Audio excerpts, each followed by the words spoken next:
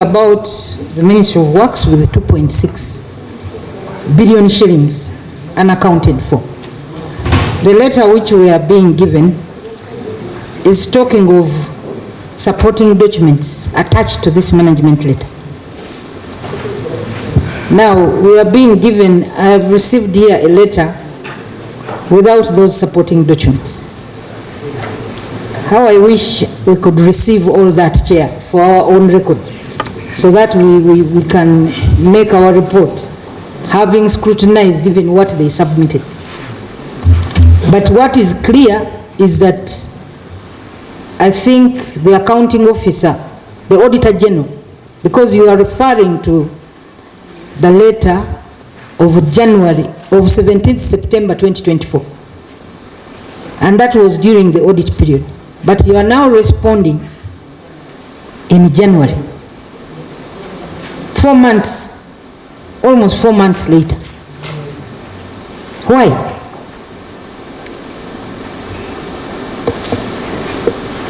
Honorable, gaps in the submission and the receipt of the management letter. Chair, for me, I want to get the supporting documents because this letter is incomplete without those documents. Can we have copies of those supporting documents? Honorable Chair and members, we have a file of the supporting documents which we submitted to the Office of the President and the Auditor General, but I have a file copy of all the supporting documents in respect of the issues that are being raised. Chair, can I look at them? No. You can't look at over the file.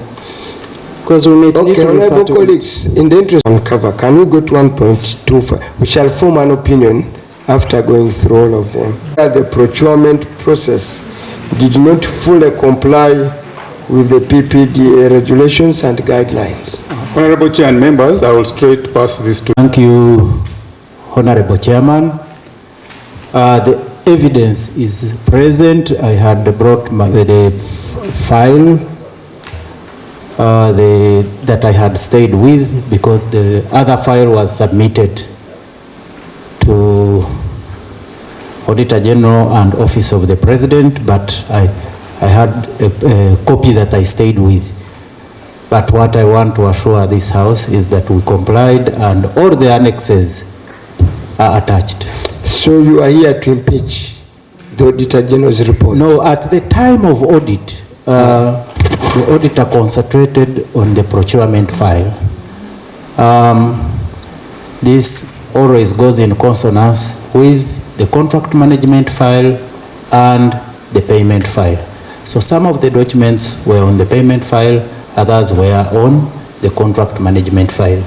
So when they rose the audit queries, we got these documents together, compiled them, and responded. So he looked at all those files, okay, and find inadequacy. Audit, unless I want you to speak. You did your work, sir. Put down the microphone. This is now before us, unless I want you to. Don't volunteer. The anomaly here is because there was no exit meeting. At that point, all these documents have been... Let me ask, did you interact with the auditor on this matter? Yeah, we interacted with the auditor earlier, and that's how all these others were being dropped. But at the time of exit, when we were supposed to provide probably the rest, is when we did not, because we had compiled in one file as a ministry. Were there other audit queries that were in the management letter? Those were, they had been dropped earlier. So they were dropped at the time. These were suspended. Thank you, sir. Can we produce? No. Don't waste our time. There was not indirectly that even the President's office queried you on this. Are you saying so? Mr. Chairman, can I ask, it is an issue of reconciling which figure he prepared for this meeting and the one he is reading here. But the way the query is captured, it speaks to what you are looking for.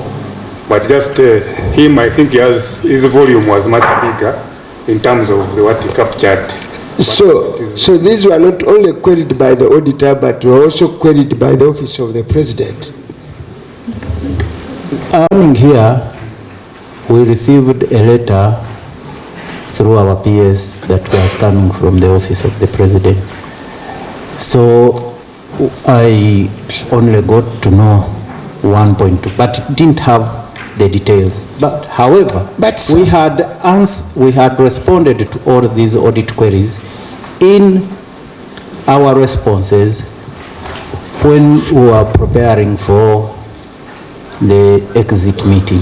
But so the question is, the office of the president gives a letter indicating to you that you have an audit query, because they did not call every agency. Yes. They called only you who had audit issues. You are, I would know what's the issues, and so you walk in here not knowing what and say, at one point I even don't know what it is.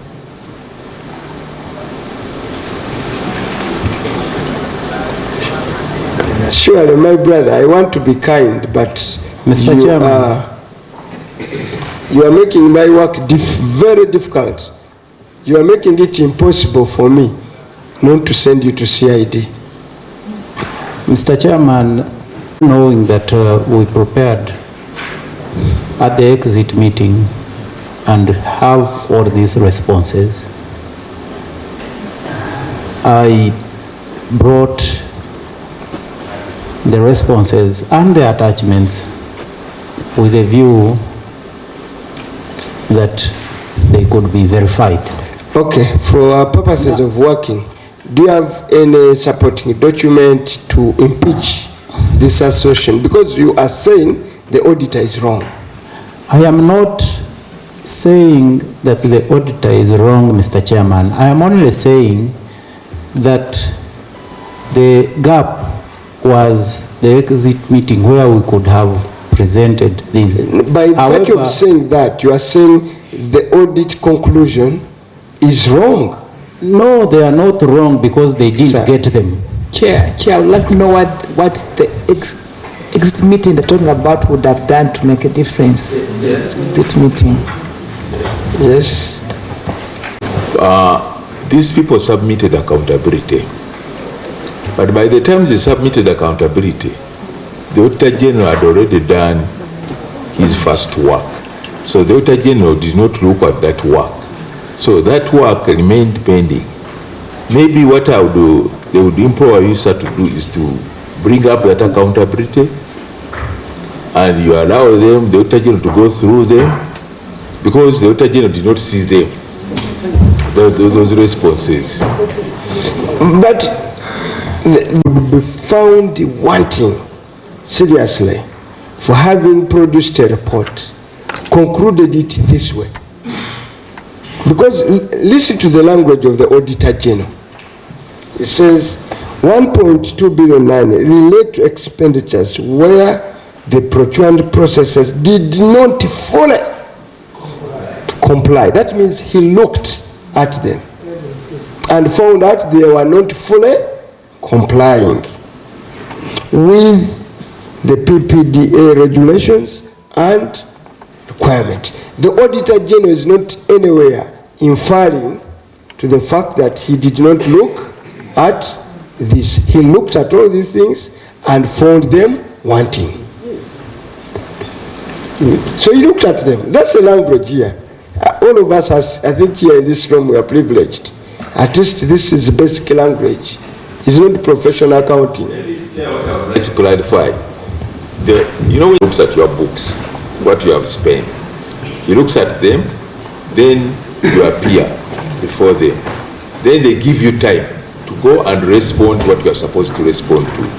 It seems unfortunately the Ministry of Works, when they went back, they never moved very fast to respond to what the audit had told them to respond to. Haji, possible.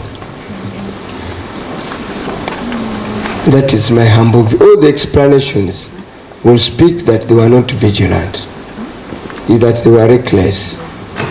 Because the management letter, which if they they are making a case that they did not receive a management letter, I would understand. They received a management letter. Actually, they responded. If I'm reading the Auditor General right, they responded, and the Auditor General found irregularities. Mr. Chairman. Yes. The Auditor General acknowledges that he received your responses, but the responses he received were wanting. Procurement file, and did not look at other sum two files that you claimed. Is that true? That's how you explained it. That there is a procurement file that the auditor looked at and did not look at other contract management file and some other details for payment. That is what he said. I wanted to inquire from you, what constitutes a procurement action file?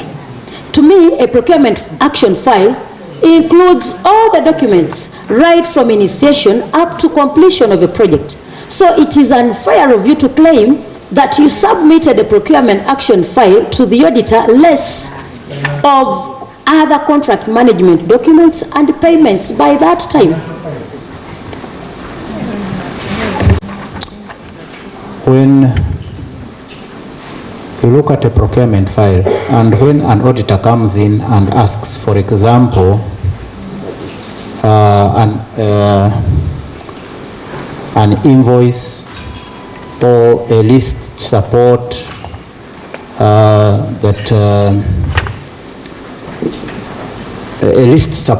for example, the drivers that participated, or a list support the people who slept in a hotel, they may be attached to a payment file, but did not come to procurement. But Chair, we should not be taken for granted. Mr. Chairman, now, all these documents are available for verification. My request, my humble request, Mr. Chairman, is that we have the file, we have the attachments, and as I said earlier, had there been an exit meeting, the auditor would have looked at those ones, because when the auditor says you did not, for means that maybe some of the documents were not at the file at that time of the audit, but they are available now. Sir, I thank you, Mr. Chairman. Another query. We are going to have a conclusion after going through all of them. The next one is the 12 million relates to expenditure where no evidence was provided that withholding tax was deducted from suppliers. Audit observation is noted. The ministry did not pay skilling initiative since it was not a body corporate, but a unit under State House. So 205 million was transferred to State House for the supply of uniforms for drivers, which uniforms were handled, that procurement or that item was handled by skilling initiative, which is a unit under State House. It doesn't matter, you did not withhold the tax. And in every office, tax, the chart is there. In every accounting office is there. Another issue. Honorable Chair, can I clarify? The matter cannot win, because the question is tax or not. We transferred the block figure to State House. The law says you withhold. But it's a government institution. No. It's not a company where we withhold tax. Who was the supplier here? State House. You mean State House supplies uniforms? Yes. Uniforms. They have a printing press there. Yes, they have a unit that does that. That does what? The supply of uniforms. So it was now a vendor. How did you procure State House? No, did State House turn out to be a vendor? I'm asking you. Uniforms were procured under skilling, which is a project under State House. Why you see part of these delays in accounting, they are grappling in how do we get paid, and they are part of State House. So paying a small entity within an entity. So State House, the funds, that's why they ended up in State House as a block figure to settle what they had spent on preparation of drivers' uniforms. Peter, what do you want to say? On the issue of uniforms, there is a unit in State House which deals with skilling. These people, they train in showing machines in different hubs. So when NAM came, they saw it as an opportunity for them to display what they have learned how to do it. So that's when they wanted to show the uniforms for the drivers. But the problem came in that unit was not yet registered as a separate unit. So even payment delayed to be paid in State House. What in their negotiation on top, they agreed to transfer. Actually, State House had advanced the drivers, those skilling people, to do the uniforms, and they were claiming a refund from Ministry of Works where that money had been allocated.